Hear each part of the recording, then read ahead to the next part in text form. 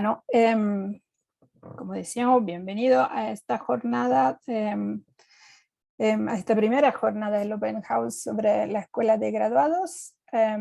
Yo aquí le voy a contar un ejemplo de cómo puede ser que se puede estudiar haciendo el doctorado en la UC, y en particular yo pertenezco, soy la subdirectora del Instituto Milenio de Astrofísica. Se trata de un centro de excelencia.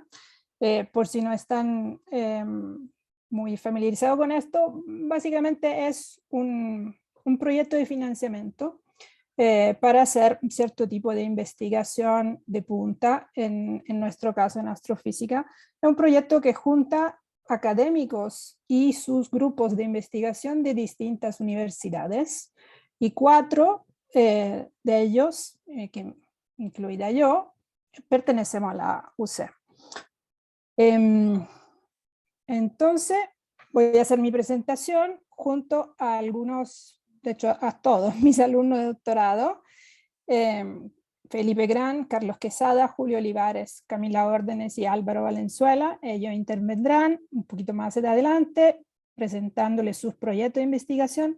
Tengan presente que son alumnos de doctorado en distintos niveles. Algunos de ellos, por ejemplo Felipe, está a punto de defender su tesis, entonces le presentará resultados ya súper robusto y ya súper bien digerido. Otros recién empiezan, entonces están en la etapa en que están pensando cómo definir su proyecto, entonces obviamente todavía no tienen resultado, pero me parece interesante que vean en esta presentación gente en distintos niveles. Aquí le pongo 3 preguntas fundamentales de astrofísica que el Instituto Milenio, que nosotros llamamos MAS por su sigla, que el MAS se propone responder. ¿Cómo se formó la Vía Láctea? ¿Cómo explotan las estrellas? ¿Cuál es la composición química de los exoplanetas? Son cosas súper distintas, son todas preguntas muy abiertas en astrofísica, pero me imagino que ustedes están preguntando qué tiene que ver una cosa con la otra. Son muy, muy distintas. Efectivamente lo son, pero hay algo que tienen en común. Y lo que tienen en común es que pueden ser contestadas aprovechando la dimensión temporal en astrofísica, lo que llamamos time domain astrophysics.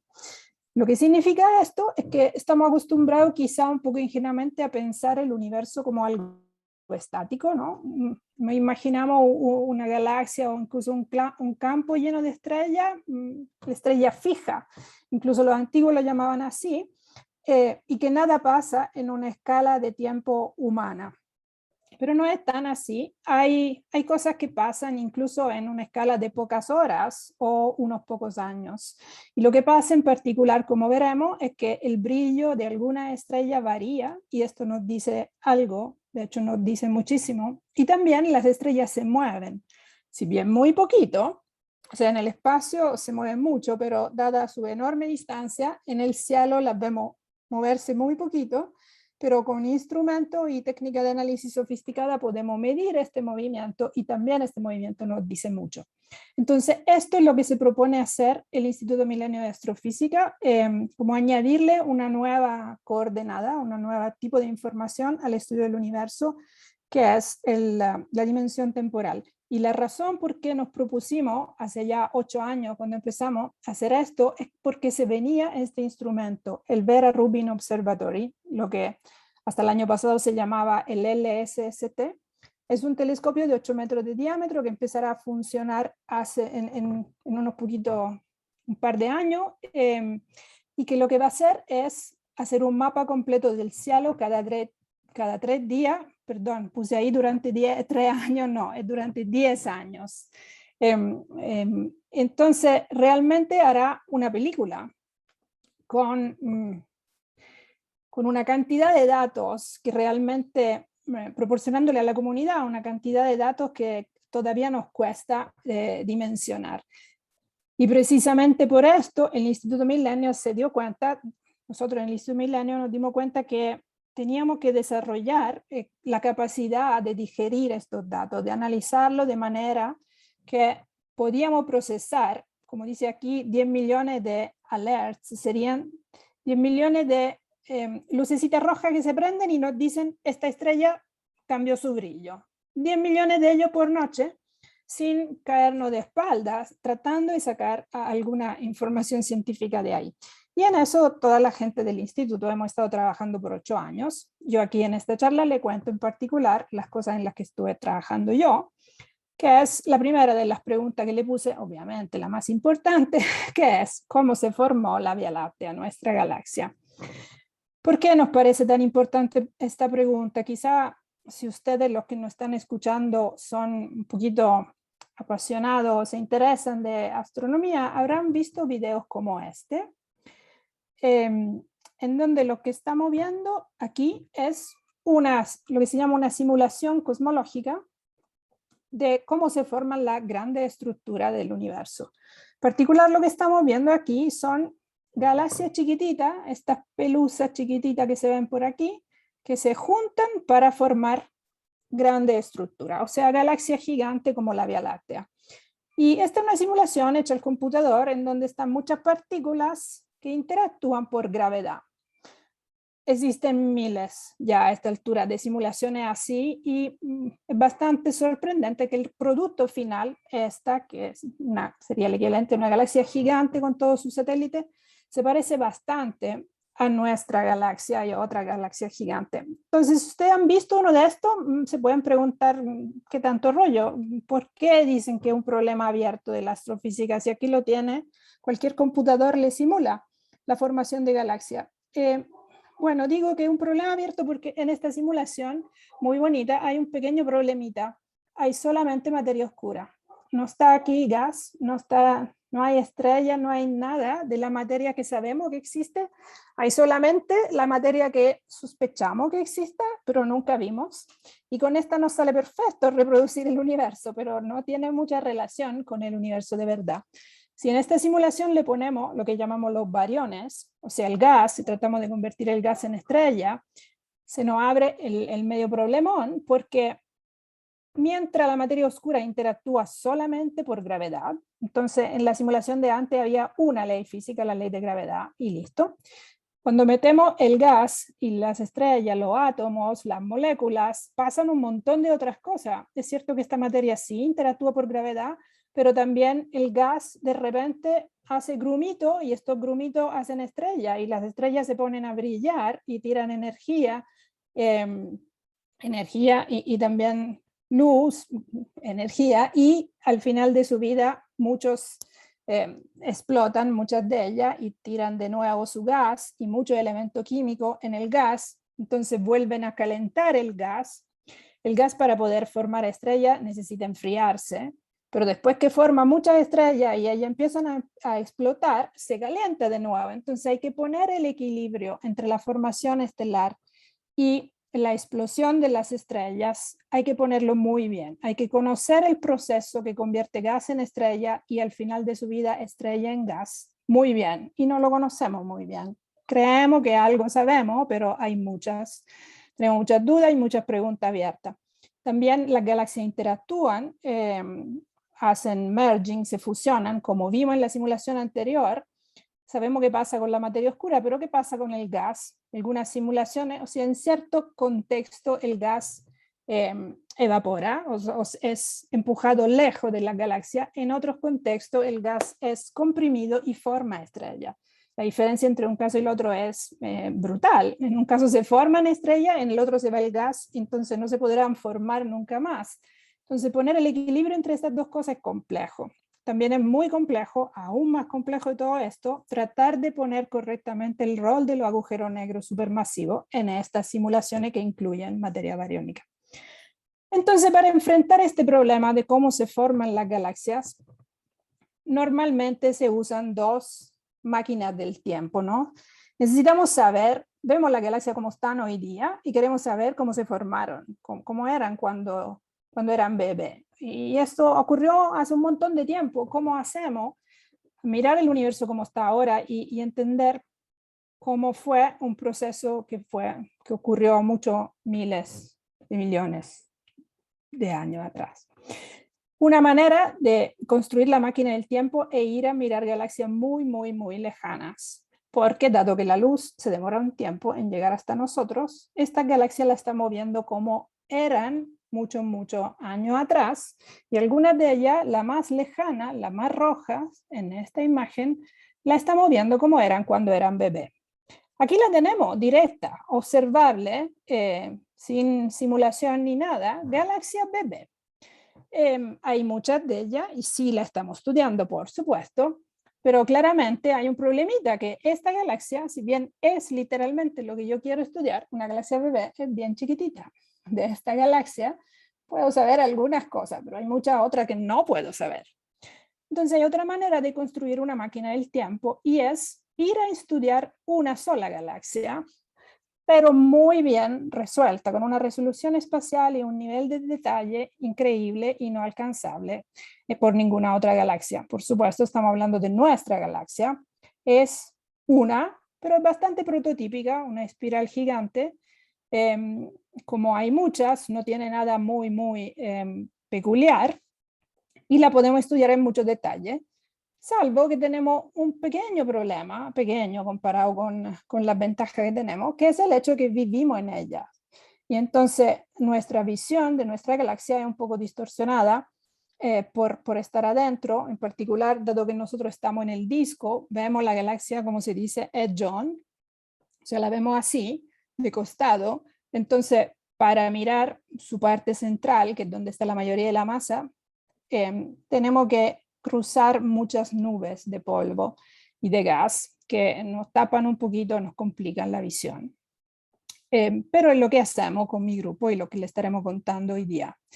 En particular, nosotros en mi grupo estudiamos lo que se llama el bulbo de nuestra galaxia, que es la región central, una región muy masiva.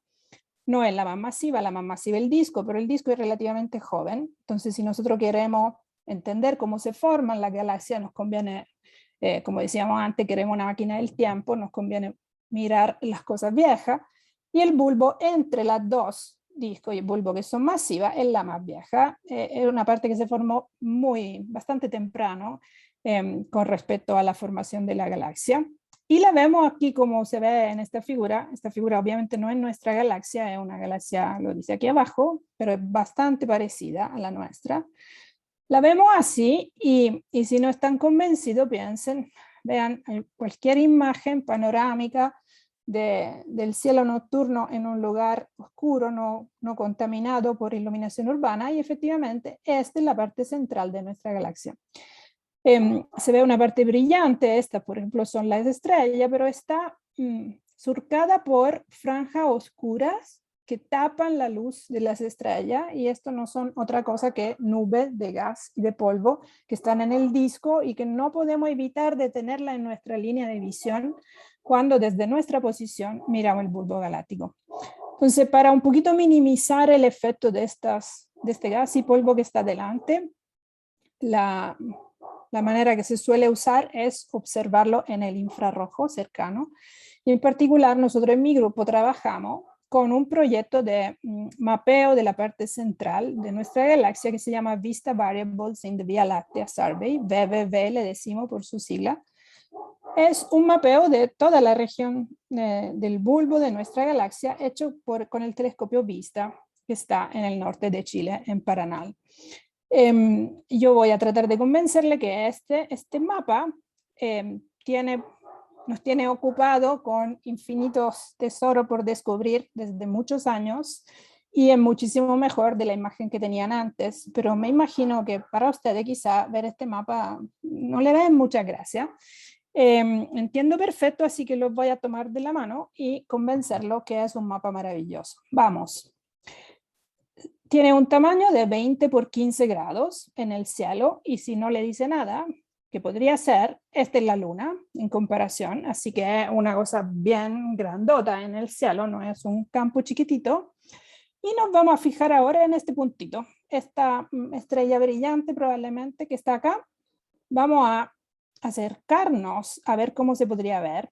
Esta es una imagen agrandada, un zoom in a esta estrella brillante, donde ya empezamos a ver que tal vez no es precisamente una estrella, es algo más difuso. Dámosle un clic más. Es un cúmulo estelar, ¿verdad? Bonito. A lo mejor podríamos lograr resolver sus estrellas si nos acercamos un poquito más. así es como se vería, y podemos acercarnos un poquito más, y podemos acercarnos un poquito más.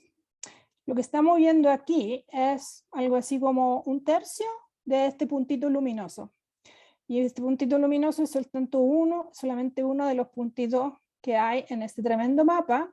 Así que esto es para darle la idea de la resolución que tenemos. Y mapa así tenemos 100, hecho a lo largo de 7 años más o menos, porque como decíamos al principio, nosotros queremos explotar la dimensión temporal, queremos ver las cosas que varían. Entonces no nos sirve una foto o un mapa, queremos la película.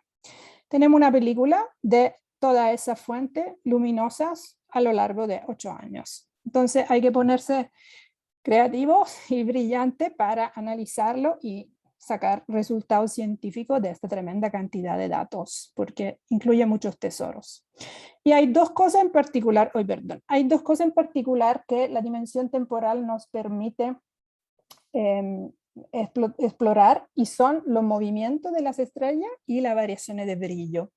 Los movimientos de las estrellas, que llamamos movimiento propio, son esto que ven muy exagerado en esta película, pero todas las estrellas se mueven en el espacio, entonces se mueven también en el cielo. La más cercana se mueve más rápido y la más lejana la vemos moverse más lento por un efecto de distancia, pero en particular hay grupos de estrellas que se mueven todas juntas, si se fijan acá, todas en la misma dirección, y sabemos que esta estrella le pertenecen a un cúmulo. Nacieron juntas en alguna parte, son ligadas gravitacionalmente, básicamente por eso que se mueven juntas. Y estas estrellas nos pueden enseñar muchas cosas, y ahí es donde le paso la palabra a Felipe Gran, quien estudia estrellas con este método. ¿Estás ahí, Felipe? Yes, sí. Sí. Dale. ¿Se escucha bien? ¿Sí? Ya. Ahora, para unir un poco estos dos, los movimientos propios estelares y la imagen súper impactante del cúmulo que vimos antes, y para demostrar un poco lo importante y el poder que tiene esto, en la siguiente slide tenemos, por ejemplo, un mismo campo, un campo tomado de esta imagen más grande, que si es que yo les digo aquí que hay un cúmulo estelar, me llamarían un poco loco. Pero para darles un poco más la importancia, buscamos estos agujas en el pajar, porque son verdaderas reliquias de la formación de la galaxia. O sea, son bastante antiguas para conocer cómo se formó, cómo actúa y cómo es, digamos, sentir la atracción de las mareas de la Vía Láctea. Y son laboratorios estelares porque son grupos relativamente pequeños comparados con la galaxia, pero que nacieron todos juntos. Entonces, en las siguientes diapositivas les puedo mostrar dónde están, y ese es uno de los descubrimientos que hicimos con el BBB. Justo donde está el cuadradito es el zoom, y de hecho se ve bastante bien en el centro de la imagen, que es un cúmulo estelar. Ahora, es así como lo vemos en la imagen. De hecho, la siguiente diapositiva tiene cómo se vería en un gráfico. Ahora, esto puede parecer un poco impactante al principio, pero lo podemos dividir en 3 grupos. De hecho, en la siguiente diapositiva también salen explicados un poco qué es cada uno. Arriba a la izquierda tenemos que nuestros cúmulos deben ser unidos espacialmente, ya que si no es un poco complicado que mismas estrellas a lo largo de la galaxia nazcan juntas con la misma velocidad. Ahí es donde está indicando Manuela con el mouse. Además, si es que nacieron desde la misma nube de gas, deberían moverse juntos, todas las estrellas. Entonces, eso es lo que nos está diciendo, y el poder que nos da los movimientos propios, que es esta película. Cómo se mueven las estrellas en el tiempo.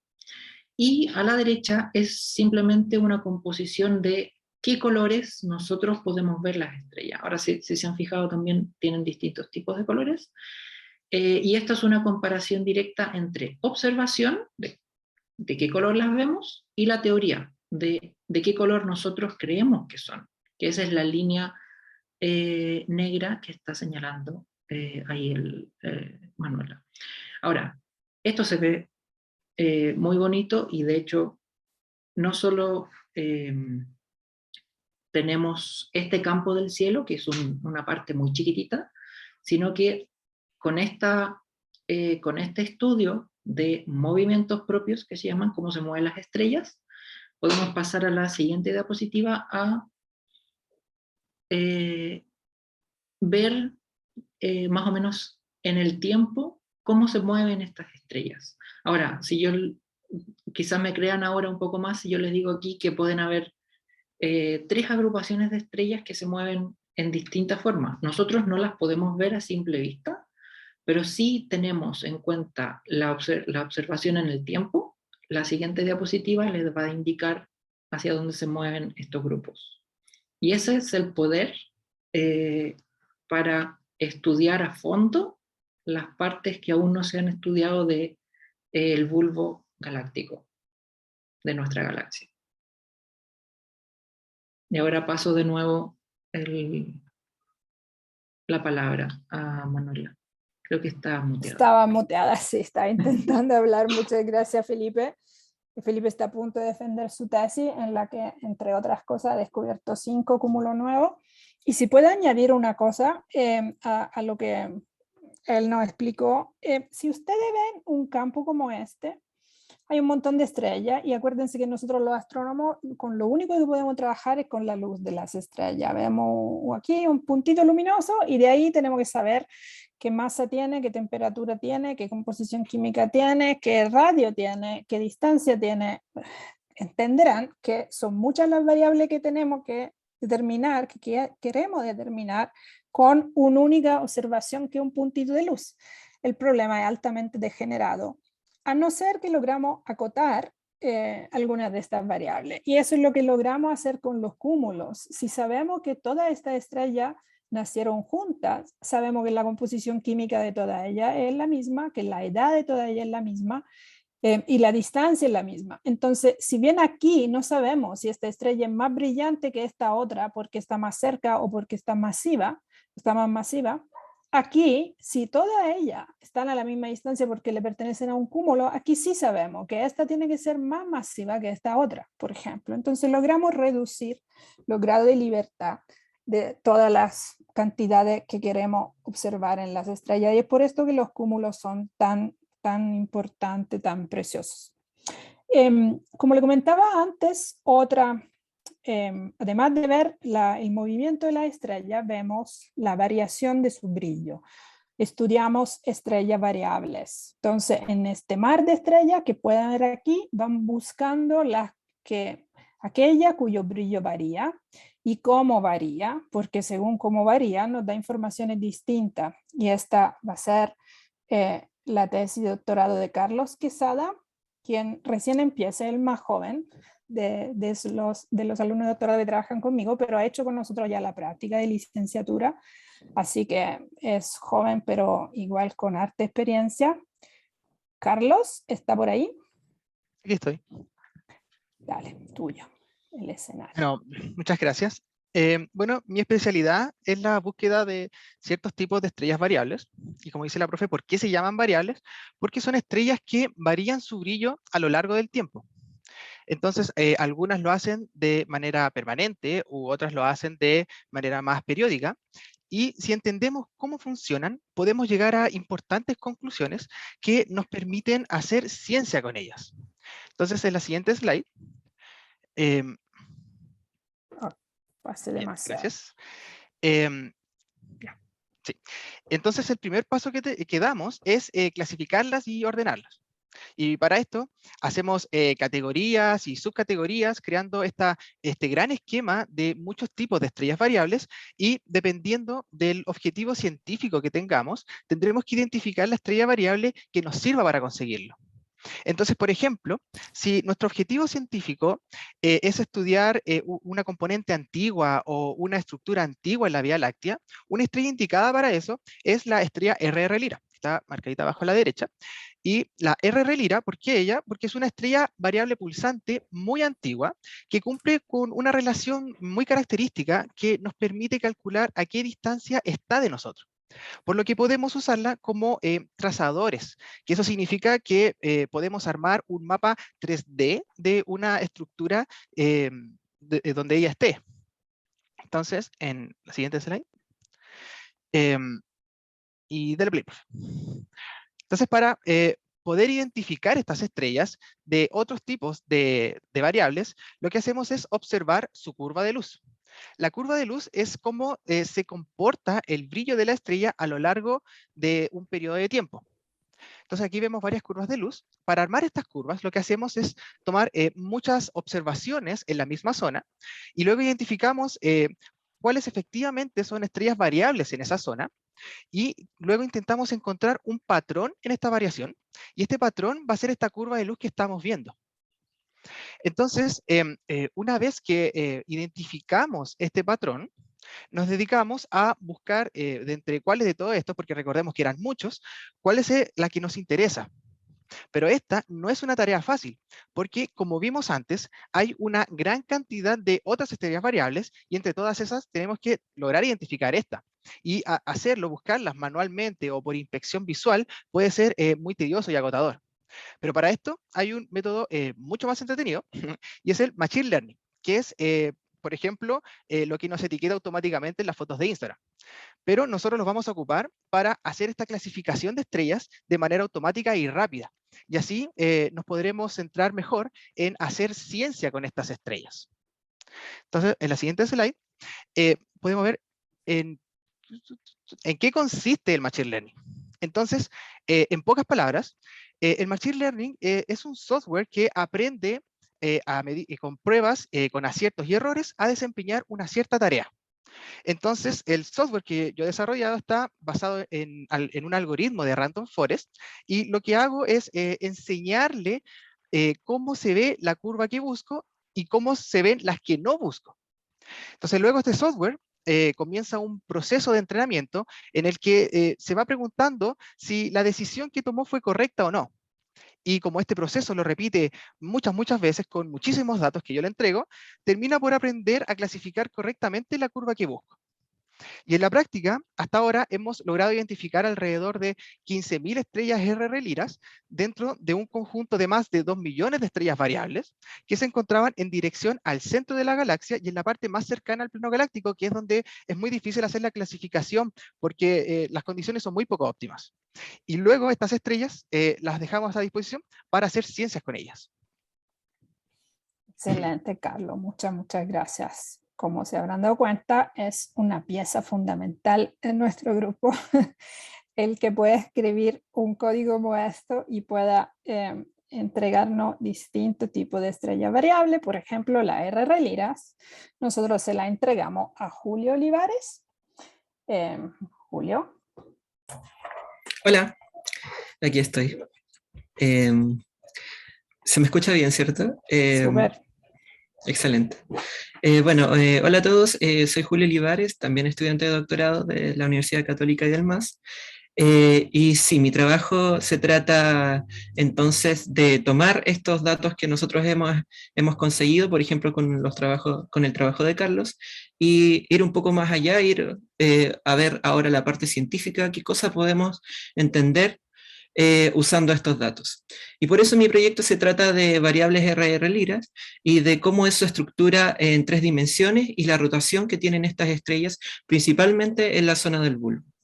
Si vamos a la siguiente, aquí estamos viendo una estrella RR Lira, que es una estrella pulsante, como ya hemos comentado, y este cambio en el brillo vamos a notar que es muy relevante y que va a ser muy importante para las cosas que podemos descubrir con estas estrellas. Por cierto, está acelerada la película, la variación ocurre en algunas horas, pero no las teníamos. Bueno, entonces, una cosa que hemos estado conversando es esta estructura que tiene el bulbo. Actualmente los estudios dicen que el bulbo de la Vía Láctea tiene una componente esférica y también contiene una barra. Ahora, esta barra está trazada por estrellas principalmente gigantes rojas, que forman esta estructura de barra que si ustedes alguna vez han visto imágenes de galaxias diferentes, pueden ver que algunas veces uno ve solo una esfera en el centro y otras veces se va viendo más como una especie de rectángulo en la zona central de estas galaxias. Sabemos que está entonces esta barra ahora, pero no sabemos si esta barra estuvo desde siempre o desde las primeras etapas de formación de la Vía Láctea. Entonces, ¿en qué entran en juego las RR Lyra? Bueno, primero, porque podemos ocuparlas para medir distancias, como dijo Carlos anteriormente. Existe esta relación que se llama la relación periodo-luminosidad, que dice que mientras más brillante es la estrella, mayor es el periodo que ésta tiene. Y cuando hablamos de brillo, estamos hablando de un brillo intrínseco, del brillo real de las estrellas. Entonces, nosotros conociendo este brillo real de las estrellas y comparando con el brillo aparente de cuando nosotros vemos el cielo, podemos saber a qué distancia está cada una de estas estrellas. Y eso es lo que estamos viendo en este mapa, en los puntitos rojos, estamos viendo las posiciones de estas estrellas. A un lado estamos viendo el Sol, y el punto amarillo está indicando el centro galáctico, y podemos ver entonces que hay muchas de estas estrellas en la zona del bulbo, que es alrededor del centro galáctico, y que se encuentran entre más o menos 7 y 9 kiloparsec. Y lo que podemos ver es que en realidad estas están formando una estructura más bien esférica. Entonces esto es muy interesante para nosotros porque estamos viendo que además las RR Lyra son estrellas muy muy viejas, de más o menos 11 mil millones de años, o sea, estamos hablando de que estamos viendo muy muy al pasado, y esta estructura, que en realidad es esférica, parece decirnos que la barra no estaba desde los inicios de la formación de la Vía Láctea. Ahora, nos gustaría investigar un poco más, entonces, estas mismas estrellas. ¿Qué podemos hacer? Podemos ocupar los movimientos propios, que es en la siguiente diapositiva. Gracias al VVV Survey también tenemos entonces los movimientos propios justo para estas estrellas RR Lyra, y con los movimientos propios podemos conocer las velocidades en el plano del cielo, que están indicadas en esta imagen por las flechas azules, que significa que las estrellas se pueden mover a la izquierda, a la derecha, arriba o abajo cuando nosotros estamos mirando el cielo. Pero también nos interesaría ver una tercera componente de la velocidad, que es si las estrellas se están acercando o se están alejando de nosotros. Para saber esto, nos conviene estudiar lo que se conoce como la velocidad radial.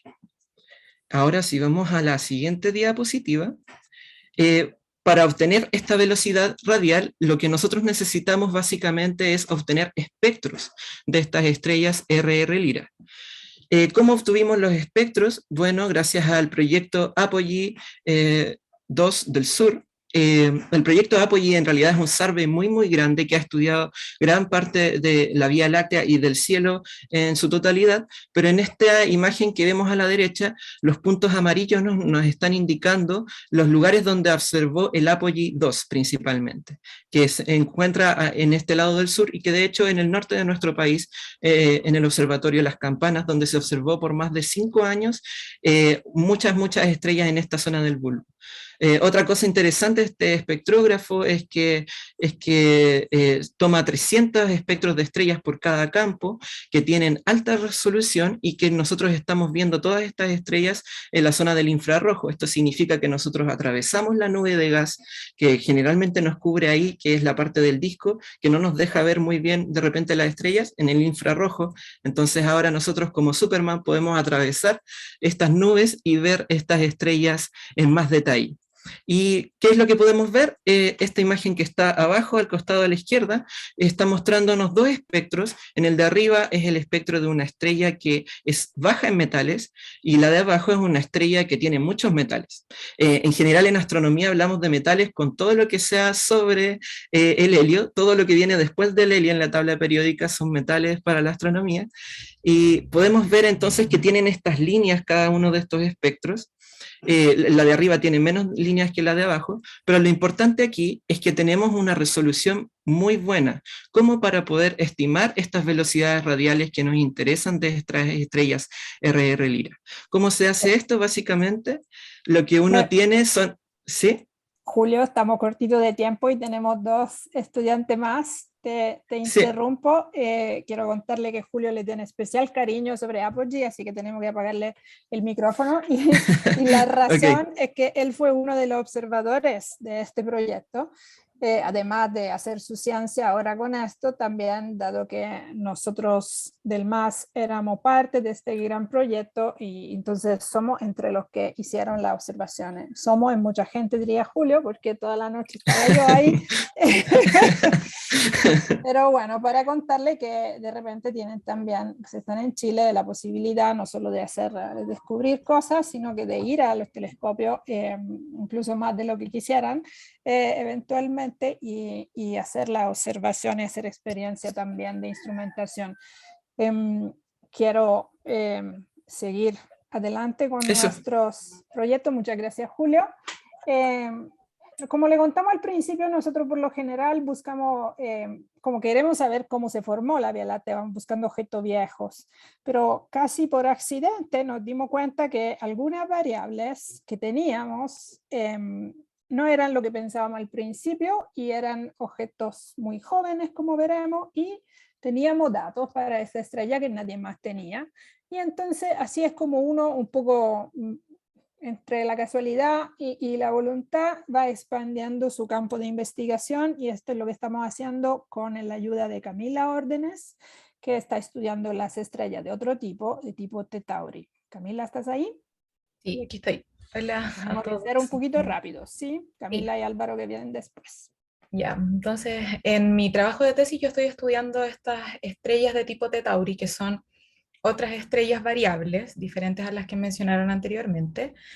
Como dijo la profe, son estrellas muy, muy jóvenes y por lo tanto nosotros tenemos que ir a buscarlas a regiones donde actualmente se estén formando estrellas, es decir, regiones de formación estelar, como esta región de la imagen que se ve tan bonita, que es la nebulosa de la Laguna o M8. Esta es la región que hemos estado estudiando hasta ahora.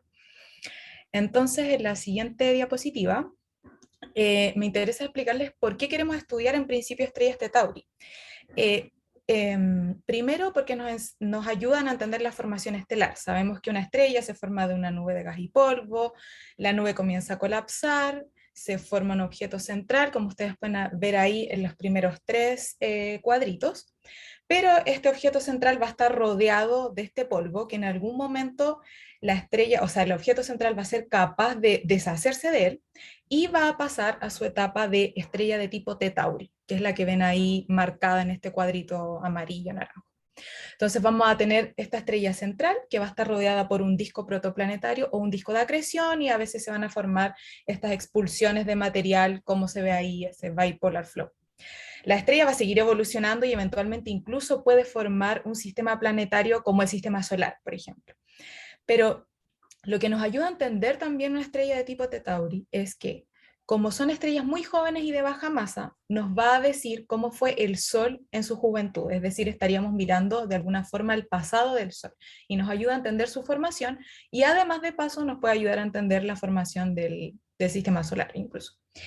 Entonces, en la siguiente slide les muestro que estas estrellas de tipo T Tauri tienen variaciones en su brillo, y eso es lo que estudiamos con los datos de BBB. Entonces, estas estrellas tienen campos magnéticos muy, muy fuertes, que pueden ser 1000 veces el campo magnético del Sol. Esto va a generar estas manchas oscuras que ustedes pueden ver en esta imagen del centro, que es una impresión artística de una estrella T Tauri. Y estas manchas oscuras van a generar variaciones de brillo, como en el gráfico que ustedes ven a la derecha, variaciones de brillo muy periódicas, que casi son sinusoidales, y eso indirectamente nos va a permitir medir los periodos de rotación de las estrellas, es decir, vamos a poder ver de alguna manera si es que evoluciona o no evoluciona el periodo de rotación a lo largo de la evolución o de la formación de una estrella. Además de eso, en la siguiente slide tenemos un segundo motivo de por qué va a variar el brillo, que es la presencia de este disco de gas y polvo, que es lo que ustedes pueden ver ahí en la imagen del centro alrededor. Algunas estrellas de tipo T Tauri tienen este disco, y la estrella lo que va a hacer algunas veces es acretar material de ese disco. Entonces el material va a pasar por las líneas de campo, va a llegar a la fotósfera de la estrella o a la superficie de la estrella, y se van a generar lo que llamamos shocks o puntos brillantes, si quieren. Es decir, cuando cae el material y como que choca con la superficie de la estrella, va a generar manchas brillantes que aumentan el brillo de la estrella. Eso en general es estocástico, y algunas pocas veces va a ser periódico, pero si ustedes se fijan en la curva de luz que tenemos a la derecha arriba, más o menos que tenemos un nivel de brillo constante, pero se generan estos pics en el brillo que están generados por esta caída de material hacia la superficie de la estrella. Además de eso, vamos a tener una extinción variable. Por la presencia del disco, van a haber a veces subestructuras que van a pasar por nuestra línea de visión, y como esto está formado de polvo, el polvo va a bloquear la emisión de la estrella, entonces nosotros vamos a recibir menos luz de la estrella y por lo tanto vamos a tener estas caídas de brillo en la curva de luz, como ustedes pueden ver a la derecha abajo. Entonces, más o menos, de nuevo, tenemos algo estable, pero ciertas caídas de brillo. Es decir, a través de la curva de luz podemos entender qué procesos físicos afectan la variación de esta estrella, y eso es lo que hacemos con los datos de BBB. Excelente, Camila, muchísimas gracias. Y lo último que queremos contarle es algo que en el que estamos empezando a trabajar ahora, que es la parte realmente nuclear, la parte central de nuestra galaxia, que le lleva desafíos mayores y distintos a lo del resto del bulbo, y en eso está metido Álvaro, que está empezando su tesis, así que me imagino que no va a tener dificultad de hacer rapidito, Álvaro. No, de hecho, como estoy comenzando, tengo que contarles un poco la motivación para estudiar esto.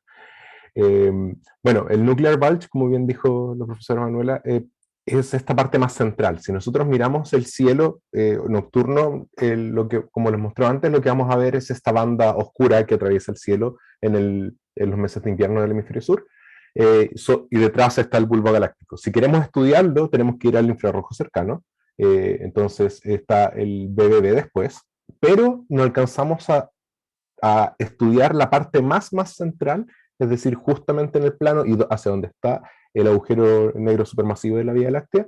Entonces tenemos que recurrir a otros instrumentos que no tienen un campo de visión tan grande, pero que nos permiten estudiar esta zona en mayor profundidad. Y es por eso que estamos tomando datos del instrumento Hawkeye del VLT. Entonces en la siguiente slide tenemos una imagen, y el Nuclear Bulge es ese cuadrito que apareció, en el que estamos haciendo zoom ahora, y en esta zona es donde coexisten estructuras distintas. Básicamente el bulbo está libre de gas y polvo. El gas y el polvo se encuentran en el disco, pero en el bulbo no hay gas. Pero en esta zona en particular tenemos gas denso. Como pueden ver allí, ahí lo puse en rojito, se forma como una especie de 8 de nubes de gas que se llama la Central Molecular Zone. ¿Ya? Y además coexisten estructuras que se han identificado en los últimos años, pero estructuras de estrellas que son distintas a todo el resto del bulbo. Una de ellas es el Nuclear Star Cluster, que rodea al agujero negro supermasivo, y está alrededor de eso una estructura más grande que se llama el Nuclear Stellar Disk, que también se observan en otras galaxias. ¿Cómo es que están relacionados el gas y estas estrellas en esta parte nuclear? Es una pregunta que todavía no se ha logrado entender y que me gustaría poder responder. Particularmente, si vamos a la siguiente slide, hay una relación muy especial que surge entre la densidad del gas, o qué tan denso es el gas, versus qué tan rápido forma estrellas. Y cuando esto es la relación que aparece en una línea continua a lo largo de todo el gráfico. Es decir, mientras más denso es el gas, más rápido forma estrellas. Y esto es así en un montón de órdenes de magnitud. En gases poco densos o gases muy densos en galaxias que están al comienzo del universo. Excepto en la Central Molecular Zone que les mostré antes. Es decir, la Central Molecular Zone está formando estrellas a lo menos 10 veces más lento de lo que debería. Entonces, ¿es un problema de la observación? ¿Es un problema de la teoría? ¿O el agujero negro supermasivo está haciendo algo allí? No lo sabemos. Y además, la densidad que tiene la Central Molecular Zone, es decir, si miramos donde cae en el eje vertical, es una zona muy parecida a galaxias que están muy distantes. Entonces quiere decir que podemos traer un laboratorio o una muestra de cómo es la formación estelar en galaxias distantes, pero observarla acá mucho más cerca en nuestra propia Vía Láctea. Así que esa es la joyita que está justo en el centro del bulbo. Muchas gracias, Álvaro. Y con esto nosotros terminaríamos y tenemos un ratito para responder a sus preguntas si es que tienen.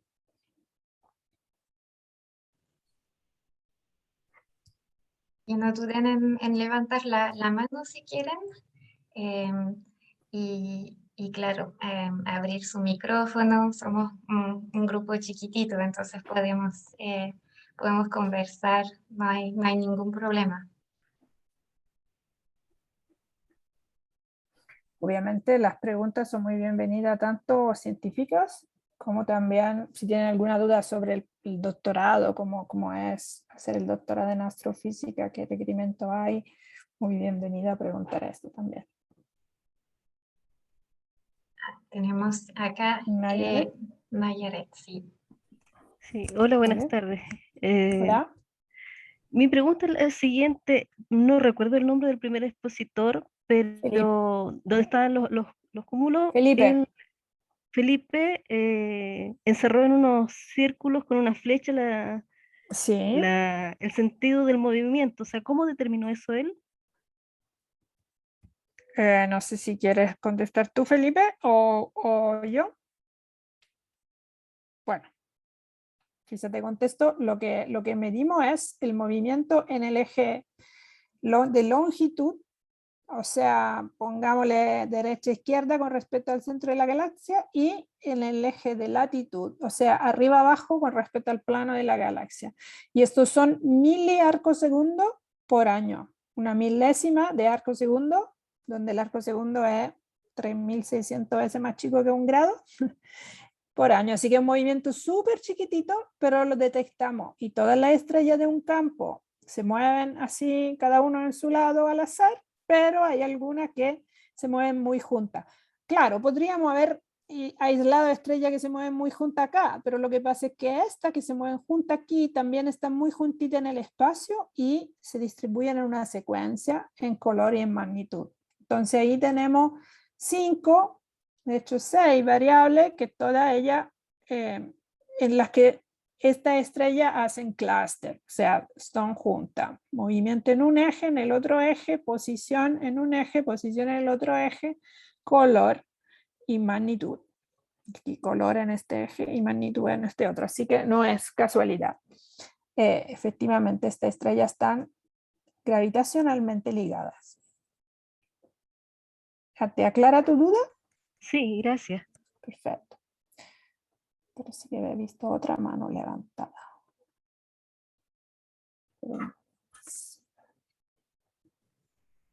Sí, tenemos otra persona que tiene la mano. Sí.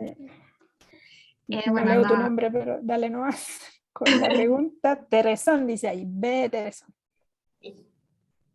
Hola, buenas tardes. Hola. Me ha gustado mucho la presentación y toda la dinámica allí con todos los estudiantes de doctorado. Y bueno, tengo dos preguntas. Una, que bueno, no sé si ustedes lo explicaron, pero yo tenía problemas ahí con la conexión y se me cortaba la llamada. Pero quería saber cómo es que entre tantas estrellas que se ven en esa franja de la Vía Láctea, la galaxia, ¿sí? Lograban detectar, encontrar esos cúmulos globulares, y me llamó mucho la atención por la frase que pusieron de buscar, que era como buscar una aguja en un pajar. Justamente lo que encontramos, mira, aquí la enseñaba en una gráfica, pero quizá en la película anterior, ay, no logro volver atrás, ahí, en esta película quizá podemos explicarlo más de manera más intuitiva. Hay un montón de estrellas aquí, pero si vemos cómo se mueven, aquí nos fijamos que en esta región hay algunas que se mueven todas juntas, en la misma dirección y con la misma velocidad. Esta en concreto son la estrella Hyades, está muy cercana a un cúmulo abierto que incluso se ve a simple vista, está muy cercana. y entonces por esto se ve que se mueven de manera muy evidente y están todas muy brillantes. Nosotros buscamos esto mismo, pero en regiones aquí mucho más lejanas, donde las estrellas se mueven menos, pero nuestro instrumento y nuestros códigos nos permiten analizar este movimiento, y en esta región, mucho más chiquitito, hay estrellas que se comportan como este de acá. Vemos que se mueven todas juntas. Y como explicó Felipe, además de moverse todas juntas, este gráfico nos dice que se mueven todas juntas, tanto en horizontal como en vertical. Además de eso, están muy juntitas en el espacio. Estas son las dos coordenadas en el cielo. Dicen que la estrella naranja, que sean todas acá, significa que están muy cercanas entre sí. Y además dibujan una secuencia coherente en color y en magnitud en este diagrama que se usa para estudiar la evolución estelar. Entonces, todas estas similaridades no pueden ser coincidencia. Nos dicen que estas estrellas representan un cúmulo, están gravitacionalmente ligadas. ¿Sí? Bueno, gracias, gracias. De nada. La otra pregunta sí. es, ¿qué trabajos de investigación están haciendo para responder la pregunta que colocaban ahí en una de las diapositivas acerca de el rol que tienen los agujeros negros supermasivos? Nosotros no trabajamos en agujeros negros supermasivos. De hecho, esta no era, cuando la puse, no era una de las preguntas que nosotros realmente estamos atacando, era solamente para aclarar que en el proceso de la formación de galaxias hay muchas dudas abiertas y no todas pensamos poderlas resolver nosotros. Nosotros estudiamos nuestra galaxia, las estrellas de nuestra galaxia, la vieja en particular, para tratar de entender cómo se formó el bulbo central. Eso. Así que no lo dijimos. Hay gente en el Instituto de Astrofísica que sí estudia agujero negro supermasivo, profesor Franz Bauer, y el profesor que parte del Instituto Milenio también, y el profesor Ezequiel Treister. Así que si te interesa el tema, no dudes en acercarte. Hacer un doctorado con nosotros podría ser muy útil, pero no conmigo, lamentablemente. Gracias. Nada. Tenemos otra mano levantada. Giovanni, si quieres tomar la palabra, te escuchamos. No te escuchamos en verdad. No. Yo no lo escucho, ¿verdad? No, tampoco. Quizá puede escribirla en la chat. Ahí. Hola, hola. Hola, sí, ahora sí. Ahí sí. Ahí sí, disculpen. Bueno, buenas tardes. Tengo un par de preguntas. Una era igual sobre esto mismo. Creo que fue antes de este slide o del anterior que hablaban que usaron el BBB. Pero mi duda es si para la astrometría usaron ese o usaron Gaia. Y si usaron el primero, ¿por qué uno y no el otro? Estupenda pregunta. Usamos ambos. Esta película la hicieron con el satélite Gaia. Usamos ambos porque Gaia es un satélite, vuela en el espacio, así que es un telescopio chiquitito, claramente para poderlo mandar en órbita, y además trabaja en el óptico. Entonces es muy preciso por el hecho mismo de estar en el espacio y entrega movimiento propio muy preciso para esta región y esta otra región. Pero si tú quieres estudiar esta región en donde hay tanta nube de gas y de polvo, Gaia no logra ver ahí, porque en el óptico las estrellas que están detrás de la nube de polvo son muy débiles porque están muy enrojecidas, y Gaia es un satélite chiquitito. Entonces usamos el BBB para determinar movimientos propios en esta región, que es donde Gaia no alcanza a ver, y Gaia porque es más preciso para determinar movimiento propio en esta otra región. Entonces si tú te fijas en los diagramas que pone Felipe, dependiendo de los cúmulos, los datos ideales son distintos, pero esto es K, una de las bandas infrarrojas sale del BBB, y esto es G, que sale de Gaia. Él ha mezclado ambos datos para optimizar los resultados. Ok, y a las distancias, digamos, a las que están estos cúmulos que están cerca del, bueno, asumo, ¿verdad? No sé, que están cerca del bulbo, Más o menos, en realidad hay algunos que creemos que están detrás del bulbo. Son muy chiquititos y muy débiles, así que los que están muy delante fueron descubiertos todos. En el pasado, esto que encuentra Felipe son los más chicos o más lejanos, no conocidos. Pero perdón, sigue con tu pregunta. Ajá, ok. No, la pregunta entonces aplica más como a esas distancias, porque eso es bastante lejos, son varios kiloparsecs, ¿verdad? Como 8 más. Más, sí.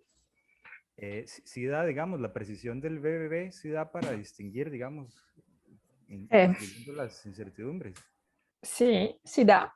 Sí da, porque después estos cúmulos fuimos a observarlo también en espectroscopía, no teníamos tiempo de contarlo, y los espectros que le sacamos con el VLT demuestran que son estrellas que efectivamente se mueven en toda junta también en velocidad radial a lo largo de la distancia y tienen composición química toda igual. Así que estamos seguros que efectivamente no fue casualidad que se movían juntas, efectivamente se mueven juntas y cuando vamos recolectando más datos confirman el hecho que así era.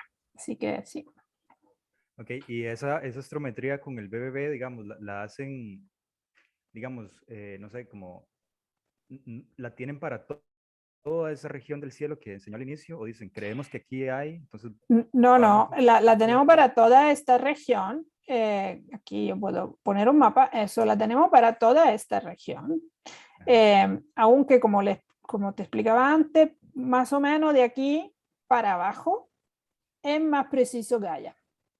Y en esta región también un poquito más preciso Gaia, pero en esta región, aquí, no solo la tenemos, sino que es donde le estamos sacando más el jugo, porque con Gaia esta región no se ve bien. Y entonces los movimientos propios no son iguales de preciso o a veces de frente no se ven la estrella. Claro, claro. Bueno, pero tenerla tenemos para todos. Okay. Gracias. Y De la nada. otra pregunta era ya distinta, como si tenían como, si podrían ofrecer como algunos consejos o tips, no sé, algo por el estilo para aplicar ahí al doctorado, como tal vez los estudiantes que ya pasaron. Sí, el primer consejo es que postulen, porque si no postulan, realmente no sé cómo darle consejos.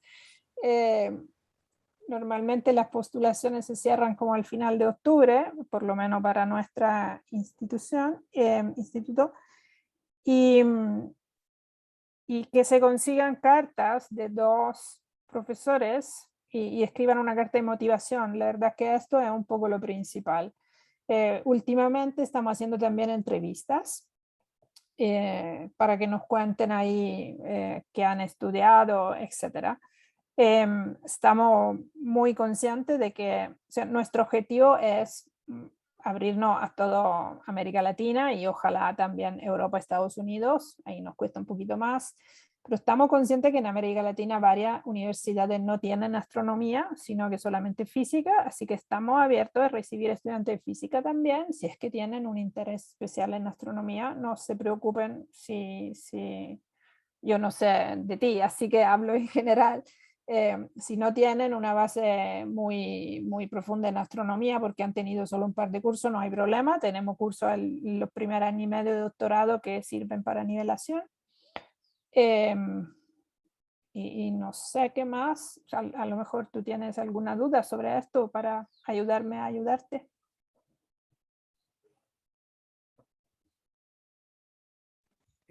No, creo que tan puntual no. Quería conocer un poquito de forma general. Tal vez ahora que dice eso de los cursos de inicio del doctorado, me surge la duda. Yo vi rápidamente los planes de estudio de maestría y de doctorado. Vi que comparten cursos al inicio. Sí. Ahí, en ese caso, por ejemplo, alguien podría llevar los cursos de maestría y se le convalidan totalmente si después quisiera entrar al doctorado. No sé si totalmente, pero algunos se te podrían convalidar, depende del contenido de los cursos que has hecho, sí se podrían convalidar.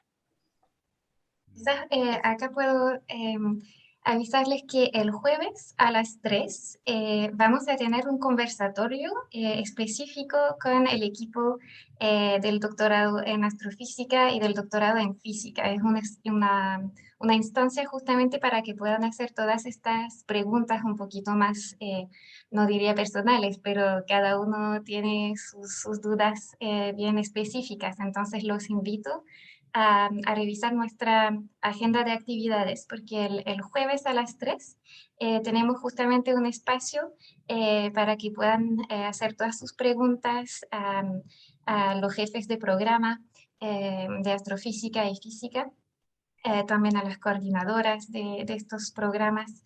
Entonces yo creo que aquí tendrán la oportunidad de tener las respuestas a todas estas preguntas, si quieren. Muchas gracias. Entonces, me disfruté mucho toda la presentación y gracias por las respuestas.